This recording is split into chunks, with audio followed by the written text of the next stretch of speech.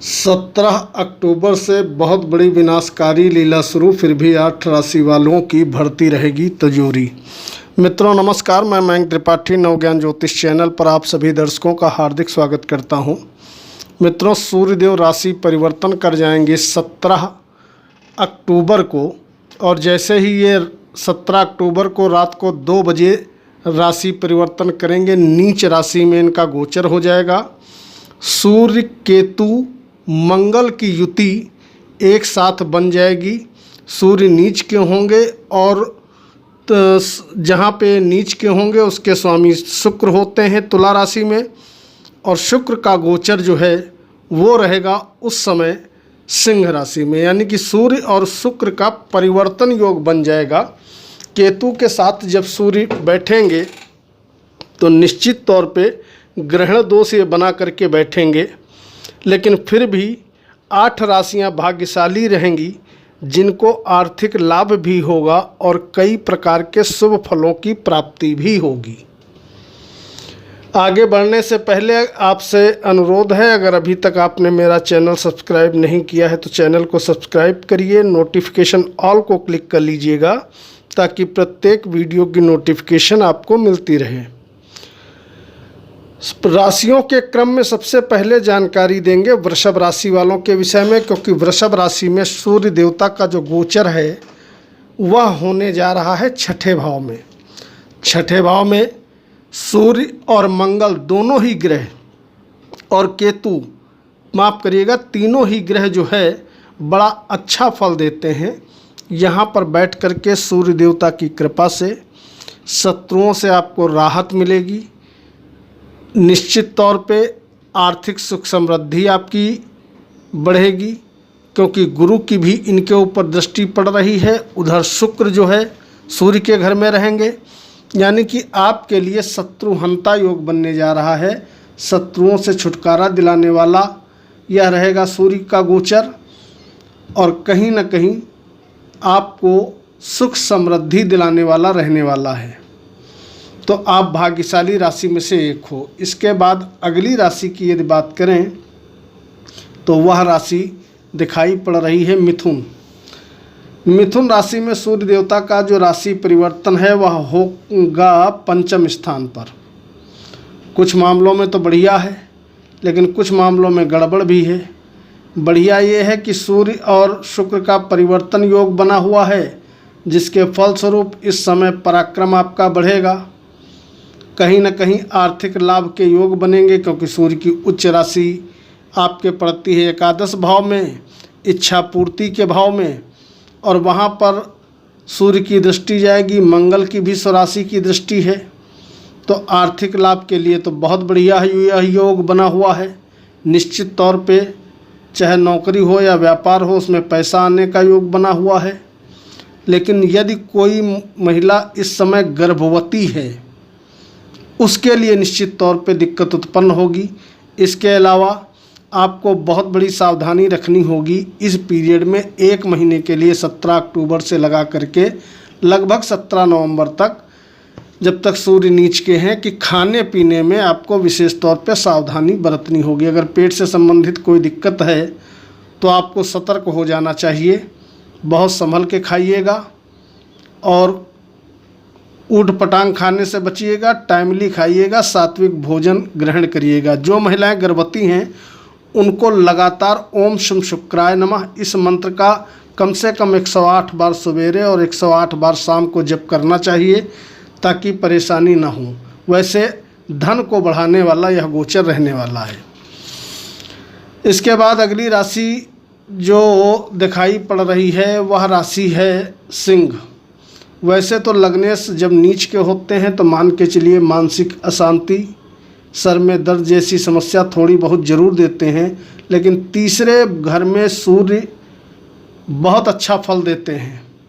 यहाँ पर जैसे ही तुला राशि में तीसरे भाव में सूर्य देवता जाएंगे, छोटे भाई बहनों के लिए तो तकलीफ देह होगा, लेकिन इस समय भाग्य आपका प्रचंड रूप से बढ़ जाएगा। भाग्य का साथ आपको बढ़िया मिलता रहेगा, जिसके फलस्वरूप आपके काम बनेंगे। और दूसरी चीज़, कर्म का मालिक शुक्र लग्न पे बैठेगा, इसका मतलब ये रहा कि नौकरी करने वालों के लिए यह जो 1 महीने का समय है बहुत बढ़िया रहेगा। आपके मनोरथ कार्य क्षेत्र से संबंधित जो भी हैं वह सभी पूरे होने वाले हैं। नौकरी में बढ़ोतरी होना, अगर बदलाव चाहते हो, ट्रांसफ़र चाहते हो, तो वह सपना भी इस समय आपका पूरा हो सकता है। ऐसे सुंदर योग इस पीरियड में बनेंगे, इसका आप लाभ उठा सकते हो। उपाय क्या करना होगा? आपको सूर्य के मंत्रों का जप और शुक्र के मंत्रों का जप, दोनों का जप जो है यथाशक्ति प्रतिदिन करना होगा। इससे लाभदायक स्थिति और भी ज़्यादा आपको मजबूत बनते हुए दिखाई पड़ेंगी। इसके बाद बात करेंगे अगली राशि की, जो कि है कन्या। कन्या राशि में वाणी स्थान पर, धन स्थान पर सूर्य देवता का गोचर होने वाला है। और यहाँ जब राशि परिवर्तन करके जाएंगे तो कहीं न कहीं अपने स्थान से तृतीय होंगे और इनके स्थान में शुक्र का मूवमेंट रहेगा। यानी कि सूर्य का राशि परिवर्तन करना आपके लिए भी बढ़िया रिजल्ट दिलाने वाला रहेगा यह परिवर्तन योग। लेकिन ध्यान रखिएगा, इस समय वाणी विकार बहुत ज़्यादा रहेगा। वाणी से ऊट पटांग मत निकालिएगा, अन्यथा आपको दिक्कतों का सामना करना पड़ सकता है। अपनों से मतभेद की भी स्थिति उत्पन्न होते हुए दिखाई पड़ेगी।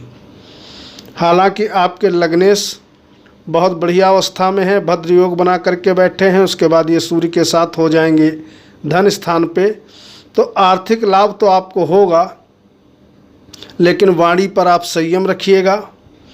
और साथ ही साथ यथाशक्ति ओम गंगणपतये नमः कम से कम 51 बार, मैक्सिमम आप जितना कर सकते हैं इस मंत्र का जप करते रहिएगा, ताकि फ़ायदेमंद स्थितियां आपके लिए बनती रहें। इसके बाद अगली राशि जो भाग्यशाली है वह दिखाई पड़ रही है वृश्चिक राशि। वृश्चिक राशि में सूर्य देवता जो है इनका गोचर होगा 12वें स्थान में। इस समय काम कारोबार के सिलसिले में हो सकता है आपको दौड़ धूप करनी पड़े, लेकिन शुक्र आपके कर्म क्षेत्र पे रहेंगे तो यह एक बड़ा प्लस पॉइंट है। कार्य क्षेत्र में आपके वृद्धि होगी। दौड़ धूप आप करोगे तो वह दौड़ धूप आपकी बेकार नहीं होगी, वह आपके काम आएगी। उसका पॉजिटिव रिस्पांस आपको मिलता दिखाई पड़ेगा। और साथ ही साथ इस समय शत्रुओं का भी अंत होता हुआ दिखाई पड़ेगा। कहीं न कहीं शत्रुओं पर विजय मिलेगी। ओवरऑल अगर देखें तो कार्य क्षेत्र के विषय को लेकर के सूर्य का यह परिवर्तन और शुक्र का जो परिवर्तन योग बना हुआ है, शुक्र और सूर्य ने आपस में जो परिवर्तन योग बना करके रखा है, इसका बढ़िया लाभ आपको भी कहीं न कहीं देखने को मिलेगा। लेकिन आपके लिए एक माइनस पॉइंट भी है कि मंगल भी 12वें भाव में है, तो इसलिए अशांति आपको रहेगी क्योंकि मंगल अस्त अवस्था में है। तो हनुमान चालीसा का एक बार सुबह और एक बार शाम को पाठ करिए, ताकि आपको मानसिक अशांति न झेलना पड़े और आसानी से आप समस्याओं से बाहर आ सकें। वैसे काम कारोबार के लिए यह गोचर आपके लिए भी बहुत बढ़िया है। इसके बाद अगली राशि जो भाग्यशाली है वह दिखाई पड़ रही है धनु। धनु राशि में सूर्य देवता का गोचर रहेगा लाभ स्थान में, एकादश स्थान में। इसका मतलब ये रहा कि इस समय लाभ की मात्रा आपकी बढ़ जाएगी, इच्छा पूर्ति आपकी हो जाएगी। जिस काम में आप हाथ डालोगे सफलता मिलेगा और भारी मात्रा में धन इस समय आपको आएगा, क्योंकि सूर्य होते हैं अति विशिष्ट कारक 11वें भाव में। और जब यहाँ पर ये बैठेंगे तो निश्चित तौर पे चाहे नौकरी करते हो या व्यवसाय करते हो, पैसा ज़बरदस्त तरीके से आएगा। लेकिन बड़े जो आपके ताऊ हैं, चाचा हैं, उनसे कहीं न कहीं मतभेद भी इस समय आपको झेलना पड़ सकता है।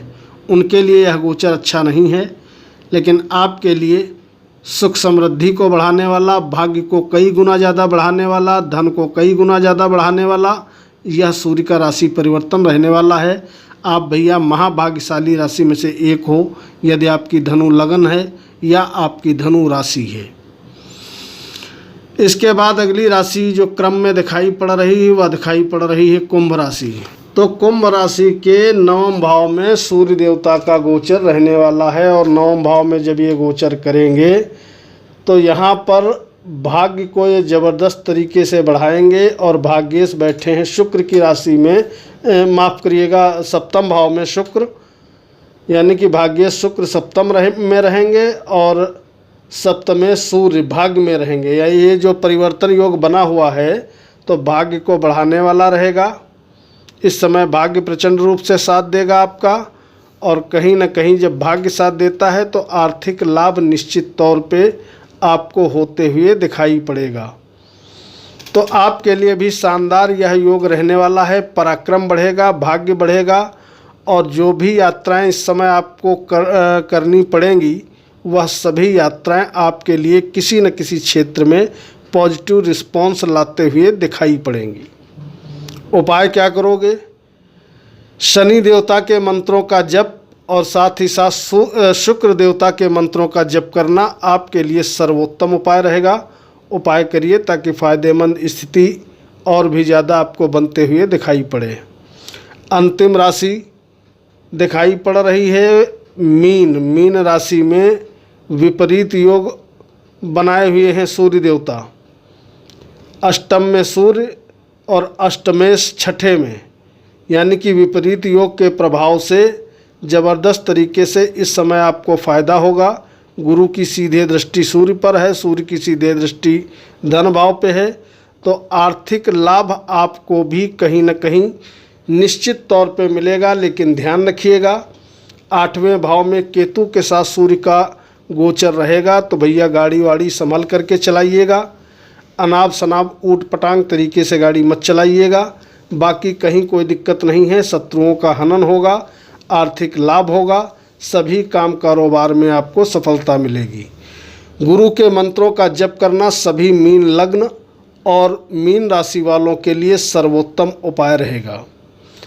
तो ये 8 वो भाग्यशाली राशियां हैं, वृष, मिथुन, सिंह, कन्या, वृश्चिक, धनु, कुंभ और मीन। इनको विशेष लाभ मिलने वाला है। नीच के सूर्य जरूर रहेंगे, फिर भी आपकी तिजोरियां भरती रहेंगी। बड़ा शानदार योग बना हुआ है। कमेंट बॉक्स में जय श्री कृष्णा जरूर लिखिएगा। कल मिलेंगे। मयंक त्रिपाठी को अनुमति दीजिए। नमस्कार।